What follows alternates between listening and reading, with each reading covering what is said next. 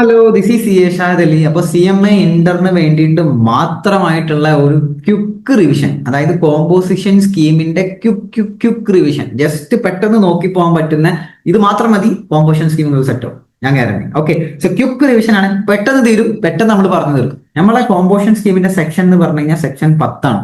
Section 10 composition സ്കീമിനെ കുറിച്ച് പറയുന്നത്. സെക്ഷൻ 10 സബ്സെക്ഷൻ 1ഉം സെക്ഷൻ 10 സബ്സെക്ഷൻ 2ഉം സെക്ഷൻ 10 സബ്സെക്ഷൻ 2A-യുമാണ് 3 important sections of composition scheme. Okay, ഏത് ആക്ട് ആണെന്ന് അറിയാലോ? സീരിയസ്ലി ആക്ട് ആണ് കേട്ടോ. ഓക്കെ, അപ്പൊ കോമ്പോസിഷൻ സ്കീം ഓപ്റ്റ് ചെയ്യാനുള്ള ലിമിറ്റ്, അല്ലെങ്കിൽ ഇത് ആർക്കാണ് ഓപ്റ്റ് ചെയ്യാൻ പറ്റുക?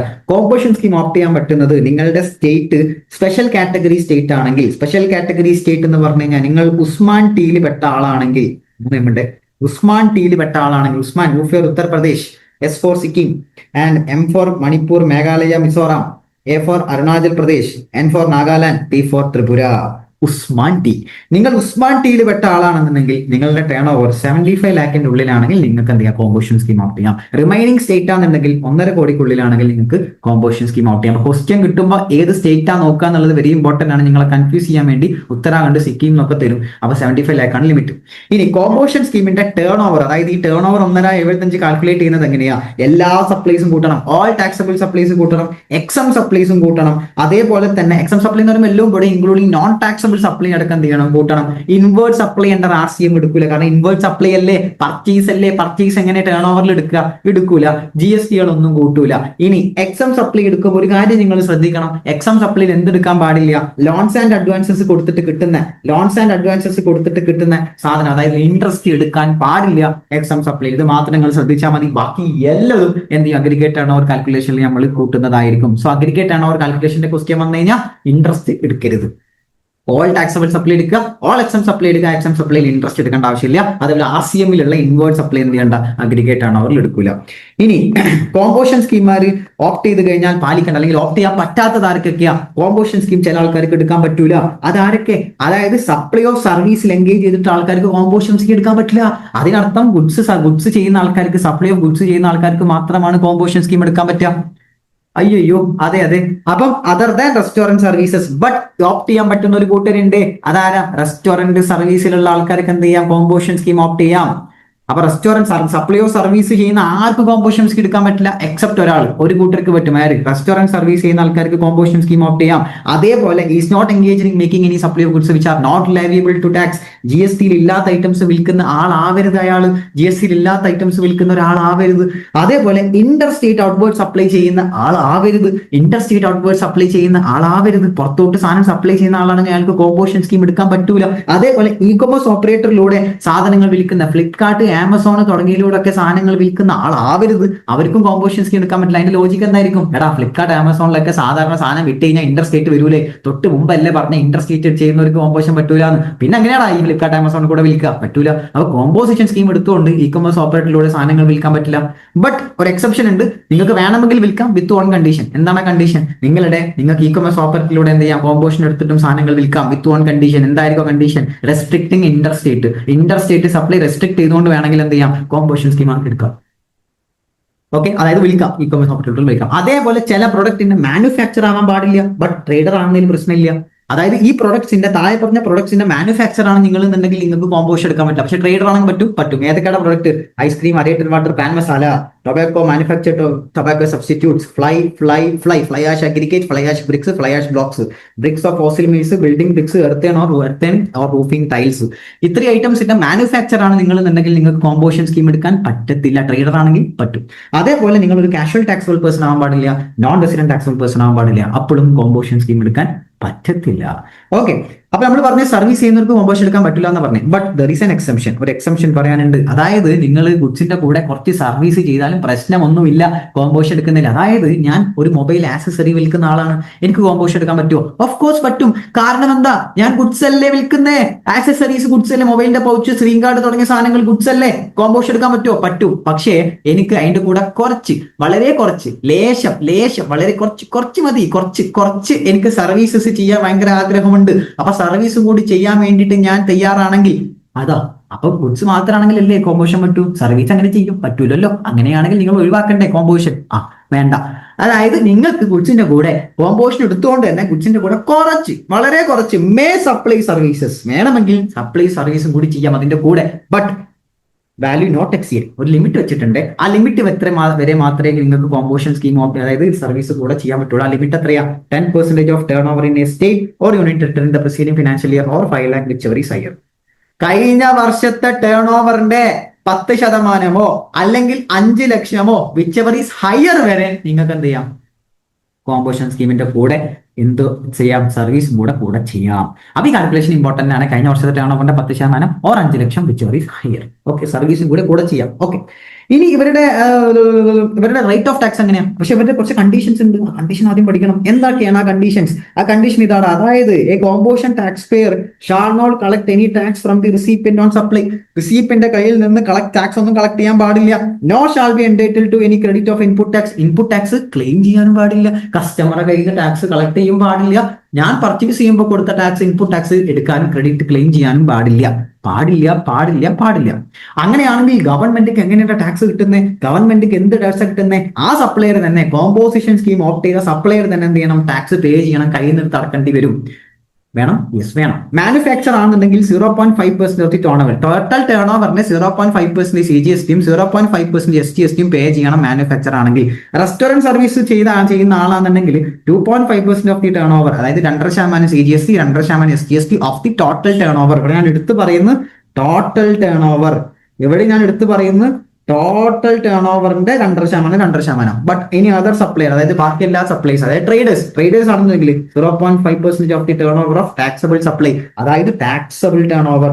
What is the difference between turn over and total turn over and taxable turn over? Total turn over എന്ന് പറഞ്ഞാൽ ടോട്ടൽ ടാക്സബിളും വിടും, എക്സംപ്റ്റ് വിടും, എല്ലാത്തിന്റെ മുകളിൽ എന്ത് ചെയ്യണം? ടാക്സ് കൊടുക്കണം. ബട്ട് ട്രേഡർ ആണെന്നുണ്ടെങ്കിൽ ഇതിന്റെ മുകളിൽ മാത്രം കൊടുത്താൽ മതി. ടാക്സബിൾ ആയിട്ടുള്ള ഐറ്റംസ് വിറ്റിട്ട് കിട്ടുന്ന ടേൺ ഓവറിന്റെ മുകളിൽ മാത്രം ടാക്സ് പേ ചെയ്താൽ മതി in case of trader. Manufacture total turn over exempt സപ്ലൈയും അവർ ചെയ്യുന്നുണ്ടെങ്കിൽ എക്സം സപ്ലൈന്റെ മുകളിലും ടാക്സ് പേ ചെയ്യണം in case of manufacture and restaurant service. Okay, വേറെ എന്തെങ്കിലും കണ്ടീഷൻ ഉണ്ട്. ഇവർ ഇഷ്യൂ ചെയ്യേണ്ടത് ബിൽ ഓഫ് സപ്ലൈ ആണ്, ടാക്സ് ഇൻവോയ്സ് അല്ല. ഇവർ ഇഷ്യൂ ചെയ്യേണ്ട ഇൻവോയ്സ് എന്നല്ല പറയാം, ബിൽ ഓഫ് സപ്ലൈ എന്നാണ് പറയാം. അതേപോലെ ലിമിറ്റ് എക്സീഡ് ആയ എന്ത് ചെയ്യണം? ലിമിറ്റ് എക്സീഡ് ആയ ഓൺ ദ സ്പോട്ട് മാറണം, സ്വിച്ച് ചെയ്യണം. എവിടേക്ക്? റെഗുലർക്ക് മാറണം. കോമ്പോഷൻ സ്കീമിൽ നിന്ന് 1.5 കോടി എക്സീഡ് എന്ത് ചെയ്യണം? റെഗുലർക്ക് മാറണം, സ്വിച്ച് ചെയ്യണം. അതേപോലെ നിങ്ങൾ എന്താ പറയാ, ഇവർക്ക് റിവേഴ്സ് ചാർജ് പ്രൊവിഷൻ ഒക്കെ അപ്ലിക്കബിൾ ആണ്. RCM പ്രൊവിഷൻ ഒക്കെ ഇവർക്ക് അപ്ലിക്കബിൾ അല്ലാന്ന് പറഞ്ഞിട്ട് എക്സെപ്റ്റ് സ്പെസിഫിക്കലി എക്സംപ്റ്റ് ചെയ്തിട്ടുണ്ടെങ്കിൽ അപ്ലിക്കബിൾ അല്ലാന്നേ ഉള്ളൂ. അതേപോലെ ഇവർ കോമ്പോഷൻ ടാക്സബിൾ പേഴ്സൺ ഇങ്ങനെ മെൻഷൻ ചെയ്യണം ഇവരുടെ ബിൽ ഓഫ് സപ്ലൈയിൽ. ഇവർ കോമ്പോഷൻ ടാക്സബിൾ ആണ് മെൻഷൻ ചെയ്യണം. അപ്പൊ ഒരു ചോദ്യം വന്നു, അതായത് എടാ സപ്ലൈ ഓഫ് സർവീസ് ചെയ്യുന്ന ആൾക്കാർക്ക് കോമ്പോഷൻ ഇല്ല എന്ന് പറഞ്ഞു. അത് തെറ്റല്ലേ? കാരണം ഞങ്ങൾക്കൊന്നുമില്ല എന്ന് പറയുമ്പോൾ അല്ലെ ഗുഡ്സിന് മാത്രം. അപ്പൊ പറഞ്ഞു സപ്ലൈ ഓഫ് സർവീസുകാർക്ക് വേണ്ടിയിട്ട് ഒരു കോമ്പോഷൻ സ്കീം കൊണ്ടുവന്നു. അതാണ് സെക്ഷൻ 10(2)(a).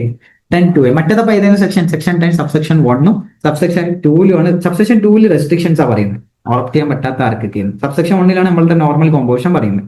സർവീസ് ആർക്കുള്ള കോമ്പോഷൻ പറയുന്നത് സെക്ഷൻ 10 സബ്സെക്ഷൻ 2ലാണ്. ഇവിടെ സെയിം കണ്ടീഷൻസ് ഒക്കെ സെയിം തന്നെയാണ്.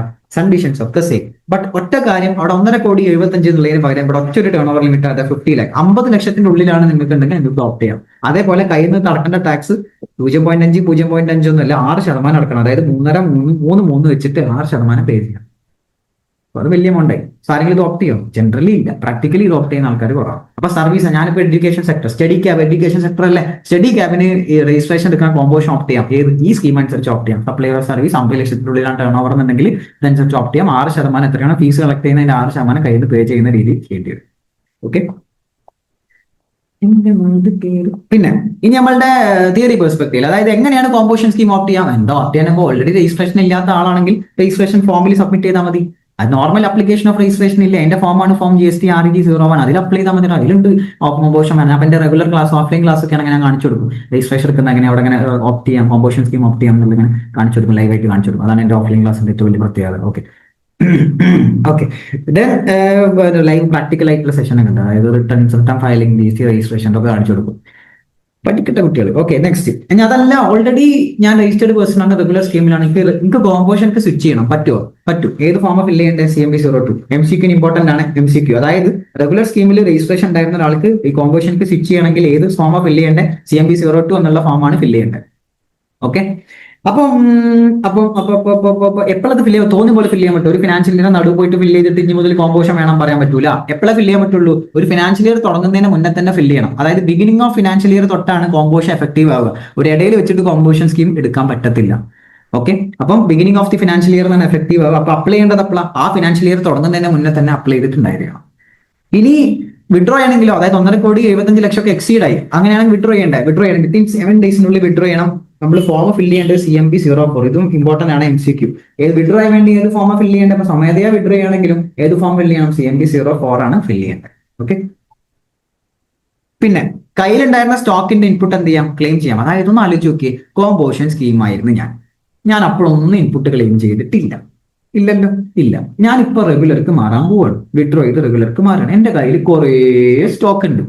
ഈ സ്റ്റോക്ക് ഒക്കെ ഏത് സമയത്താണ് വാങ്ങിച്ചത്? കോമ്പോഷൻ സ്കീം ഉള്ള സമയത്ത് വാങ്ങിച്ചതാ. എടാ, ആ സമയത്ത് ഇതിന്റെ ഒന്നും ഇൻപുട്ട് ഞാൻ ക്ലെയിം ചെയ്തിട്ടില്ലല്ലോ. കാരണം ഇൻപുട്ട് ക്ലെയിം ചെയ്യാൻ പാടില്ല എന്ന് പറഞ്ഞിരുന്നു. അങ്ങനെയാണെങ്കിൽ ഈ സ്റ്റോക്ക് ഇപ്പൊ നേരെ റെഗുലർക്ക് മൂവ് ആയില്ലേ? റെഗുലർ സ്കീമിലല്ലേ ഇനി മുതൽ? അങ്ങനെയാണെങ്കിൽ ഈ സ്റ്റോക്കിന്റെ ഒക്കെ ഇൻപുട്ട് എനിക്ക് തരണ്ടേ? തരും. ഇൻപുട്ടും തരും, ഇൻപുട്ട് അതായത് സ്റ്റോക്കിന്റെയും തരും, ക്യാപിറ്റൽ ഗുഡ്സിന്റെയും തരും. ഈ സാധനം എക്സ്ട്രാ നമ്മൾ പഠിക്കുന്നത് ശരിക്കും എവിടെയാ? സെക്ഷൻ 18 പഠിക്കുന്നത്. ITCയിലെ സെക്ഷൻ 18 ഈ സാധനം പഠിക്കാനുണ്ട്. അതുപോലെ പറഞ്ഞേ ഉള്ളൂ. അപ്പൊ കോമ്പോസിഷൻ സ്കീമിൽ നിന്ന് റെഗുലർ സ്കീമിൽ സ്വിച്ച് ചെയ്യുകയാണെങ്കിൽ സ്റ്റോക്കിന്റെയും അതായത് ക്യാപിറ്റൽ ഗുഡ്സിന്റെയും ഇൻപുട്ട് എന്നൊക്കെ എന്ത് ചെയ്യാം? ക്ലെയിം ചെയ്യാം. അതിനെന്ത് ചെയ്യണം? വിത്തിൻ 30 ഡേയ്സിനുള്ളിൽ GST ITC 01 എന്നുള്ള ഫോം ഫയൽ ചെയ്താൽ മതി. നിങ്ങൾക്ക് ക്ലെയിം ചെയ്യാം, നോ ഇഷ്യൂസ്, ക്ലെയിം ചെയ്യും. അതേപോലെ ഒരു കാര്യം, 2 കാര്യം പറയാൻ മറന്നു. അതായത് എടാ, കോമ്പോസിഷൻ സ്കീം ഓപ്റ്റ് ചെയ്ത് കഴിഞ്ഞാൽ, അതായത് എനിക്ക് 2 ബിസിനസ് ഉണ്ട്, മോർ ദാൻ 1 രജിസ്റ്റേർഡ് പേഴ്സൺ. ഒരു ബാങ്കിൽ തന്നെ, എന്റെ പാൻ കാർഡിൽ തന്നെ 2 രജിസ്റ്റേർഡ് പേഴ്സൺ, 3 രജിസ്റ്റേർഡ് പേഴ്സൺ ഉണ്ട്. അതായത് 3 രജിസ്ട്രേഷൻ ഉണ്ട്. അങ്ങനെയാണെങ്കിൽ 1 റെഗുലർ, 2 കോമ്പോസിഷൻ. അങ്ങനെ പറ്റുമോ? പറ്റൂല. എല്ലാതും ഒരുപോലെ ആയിരിക്കണം. Unless all set registered person opt പേ ടാക്സ് അണ്ടർ സബ്സെക്ഷൻ. എല്ലാതും കോമ്പോസിഷൻ ഓപ്റ്റ് ചെയ്യാന്ന് വെച്ചാൽ പറ്റൂല. അല്ലെങ്കിൽ ഒന്ന് കോമ്പോസിഷൻ, ഒന്ന് ലെവർ പറ്റൂല. ഏതെങ്കിലും ഒന്ന് കോമ്പോസിഷൻ എടുക്കണം എന്ന് ആഗ്രഹം ഉണ്ടെങ്കിൽ മറ്റതൊക്കെ കോമ്പോസിഷൻ ആക്കേണ്ടി വരും. എല്ലാം കൂടി ഇതേപോലെ പറ്റുള്ളൂ. ഒന്ന് കോമ്പോസിഷൻ, ഒന്ന് റെഗുലർ ഒന്നും പറ്റൂല. ഇത് ഇമ്പോർട്ടന്റ് ആണ്, ക്വസ്റ്റ്യൻ ഇങ്ങനെ ചോദിച്ചിട്ട് വരാറുണ്ട്. 2 സ്റ്റോർ ഉണ്ട്, അല്ലെങ്കിൽ 2 ബിസിനസ് ഉണ്ട്, ഒന്ന് കോമ്പോസിഷൻ ഒന്ന് റെഗുലർ ആക്കട്ടെ എന്നൊക്കെ ചോദിക്കും. No, answer is no. അതേപോലെ ഇന്റർസ്റ്റേറ്റ് പ്രൊക്യൂർമെന്റ് ഓഫ് ഗുഡ്സിന് റെസ്ട്രിക്ഷൻ ഇല്ലേ? അതായത് സാധനം വാങ്ങുന്നതിന് പ്രശ്നമില്ല. ഇന്റർസ്റ്റേറ്റ് ഇൻവേർഡ് സപ്ലൈക്ക് എന്തില്ല? റെസ്ട്രിക്ഷൻ ഒന്നും ഇല്ല. കോമ്പോസിഷൻ കഴിഞ്ഞ് ഇത്ര പഠിച്ചാൽ മതി. Composition bus. ഞാൻ കോമ്പോസിഷനിൽ ലാസ്റ്റ് തിങ് പറയാനുള്ളത് റിട്ടേൺ ഫയലിംഗ് ആണ്. കോമ്പോസിഷൻ സ്കീമാര് റിട്ടേൺ ഫയൽ ചെയ്യേണ്ടത് ക്വാർട്ടർലി ആണ് ഫയൽ ചെയ്യേണ്ടത്. ക്വാർട്ടർലി ഫയൽ ചെയ്യണം. CMB08 MCQ ഇമ്പോർട്ടന്റ് ആണ്. CMB08 എന്നുള്ളൊരു സാധനമാണ് ഫില്ല് ചെയ്യേണ്ടത്. 18th of the month succeeding such quarter കഴിഞ്ഞ് അടുത്ത മാസം 18-ാം തീയതി, അതായത് ഏപ്രിൽ മെയ് ജൂൺ ക്വാർട്ടർ ആണെങ്കിൽ ജൂലൈ 18-നുള്ളിൽ റിട്ടേൺ ഫയൽ ചെയ്യണം കോമ്പോസിഷൻ സ്കീമിൽ. ഓക്കെ, അതേപോലെ ഇവർ ആനുവലി ഒരു റിട്ടേൺ കൂടി ഫയൽ ചെയ്യണം. അതിന്റെ പേരാണ് GSTR4. അതെല്ലാ ഫിനാൻഷ്യൽ ഇയർ കഴിഞ്ഞിട്ടാ ഫയൽ ചെയ്യുക. ആ ഫിനാൻഷ്യൽ ഇപ്പൊ 2024-25 ആണെങ്കിൽ അത് കഴിഞ്ഞ് 2025 ജൂൺ 30-നുള്ളിലാണ് ഫയൽ ചെയ്യേണ്ടത്. ഒരു ഫിനാൻഷ്യൽ ഇയർ കഴിഞ്ഞ് അടുത്ത ഫിനാൻഷ്യൽ ഇയർ ജൂൺ 30-നുള്ളിലാണ് GSTR4 ഫിൽ ചെയ്യേണ്ടത്. ഈ 2 ഫയലിംഗ് ആണ് ഇവർക്ക് വരിക. ഒന്ന് ക്വാർട്ടറും ഒന്ന് ആനുവലും. That's all about composition scheme. Completely done and dusted. നിങ്ങളുടെ കമന്റ് ആണ് എനിക്ക് വേണ്ടത്. വെരി ഇമ്പോർട്ടന്റ് ആണ് കമന്റ്, അല്ലെങ്കിൽ ഞാൻ ബാക്കി വീഡിയോ ഇടില്ല. ബാക്കി എല്ലാ ചാപ്റ്ററും ഇതേപോലെ ക്വിക്ക് റിവിഷൻ ചെയ്യാൻ പ്ലാൻ ഉണ്ട്. അടുത്തത് ഏത് വേണം എന്നുള്ളത് കമന്റ് ചെയ്യാം. ഫീഡ്ബാക്കും കമന്റ് ചെയ്യാം. കമന്റ് ഉണ്ടെങ്കിൽ ഞാൻ വീഡിയോ ചെയ്യും, അല്ലെങ്കിൽ ഞാൻ വീഡിയോ ചെയ്യില്ല. അതൊന്നും ഇപ്പം ചെയ്യില്ല, നടക്കാം, ചെയ്യില്ല, ഞാൻ ചെയ്യും. Okay, so see you with next video. Bye.